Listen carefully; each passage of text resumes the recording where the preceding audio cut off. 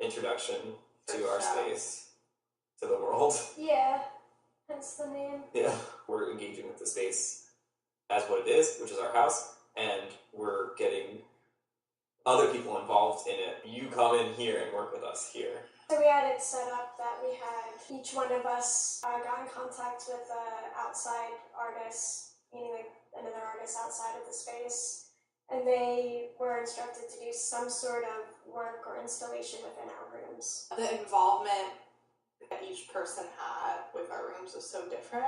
Anna actually came in my room, I think it was like twice before she actually made any sort of work. We like talked and I like sent her photos of different parts of my room, and she looked at different objects, and I actually gave her some cloth and materials that were from my room to make things. She came up with the performance piece on her own terms, considering the dimensions of my room and the space, how to move in and out of the furniture. She created physical pieces that were actually, in some ways, a part of my room, and then also created a performance piece based off of her interactions with my room. Because it was such like a collision. We're really here and we're really doing this, and this is just Sasha's bedroom. Also, this like really cool, almost impossible space. Pulling things off your bed, dropping things out your window. When there was like an audience too, like crammed into space. That's so interesting to fit an audience into your bedroom. It's like funny and strange too. Yeah. Well, it also worked really well with kind of like the theme of the show, which was the performance of exposing yourself to someone. Thinking about like your rooms as a like portrait or reflection of you, and whether or not that's staged. Like how much of that is like a fiction, and then how much of that is based on truth, and how much you in that fiction or whatever you like are revealing yourself, and how much you're hiding or concealing. What truth means to me and how important that is to my person. Yeah. You can't know if it's true or not. That was a really good exercise for me to, well, it doesn't matter. There is no such thing as truth.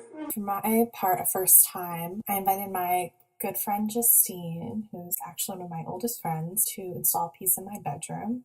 She and I both observed each other. She constructed a series of prints around a video that I made of me just like doing things I would do in my bedroom. I choreographed a piece by observing her actually working on those prints and just like hanging out with her to kind of capture all of her movements. It was really great performing it in front of her because it was really paced by her sense of humor. Everyone was kind of very silent and respectful, which is nice, but in a way I hate that because I'm like standing there in front of you. Don't pretend like you're looking at like a painting or something. Have a reaction if it's funny, laugh, or if it's weird, like throw up. Justine was laughing her ass off. She thought it was so funny. The first time I worked with Local Honey, who's an artist. Sasha went to high school with Local and like had sort of vague like sexual stuff as well. She lives in New Orleans, so I really wanted to like reach out and work with someone who like wasn't around to see my room in person. So she instructed me how to paint a sheet and a set of pillowcases, and also displayed photos of drawings that she'd done in her notebook in a bed. Long distance hybrid thing of both of our bedrooms. The idea of like cooperation and kind of like just like listening to someone else to be able to, for the whole. And you know, there is something that kind of like cool about that too, and like push and pull of who needs what.